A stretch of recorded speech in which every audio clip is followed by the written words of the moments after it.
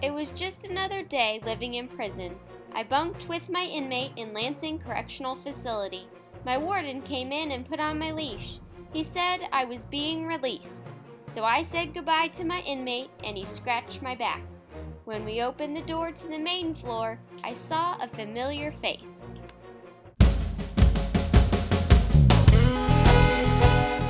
She called herself Mom, and she was standing with a man who called himself Dad.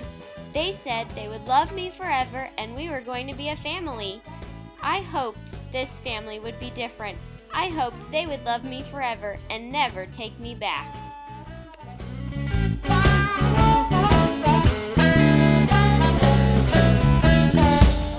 The first weeks were the best of my life.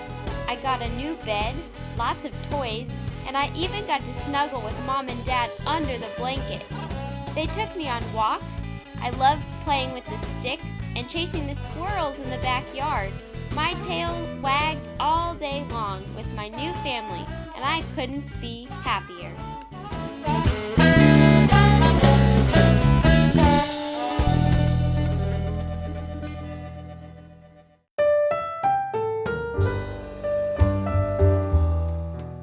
Then the worst happened.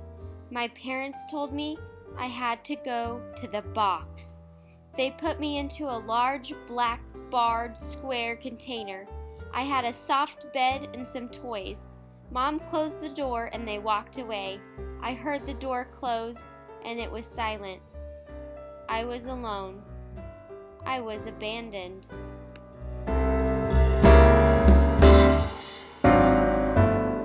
I felt my chest begin to tighten, my heart pound.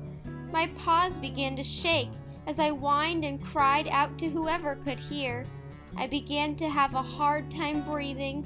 I cried some more, but no one came. I pawed and chewed on the bars. I wanted to have my parents back. I didn't want to be alone. Weeks went by, and every day Mom and Dad would tell me to go to the box. I would go willingly, but once the door closed, I could feel my heart pound, chest tighten, and I would feel alone. I wanted my parents to embrace me and make me feel loved once more. We tried to practice, and they would use treats, but nothing worked. Once they left, I felt deserted. I felt lonesome.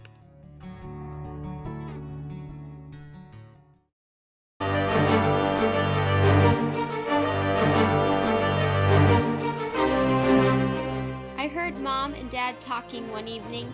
They were concerned about me. They said they didn't know what to do with me, and that my grandma said that we might have to return him to prison. I don't want to be returned. I don't want to lose my family. I love my family. Mom said she didn't want to do that, and she wouldn't give me up. What was I going to do?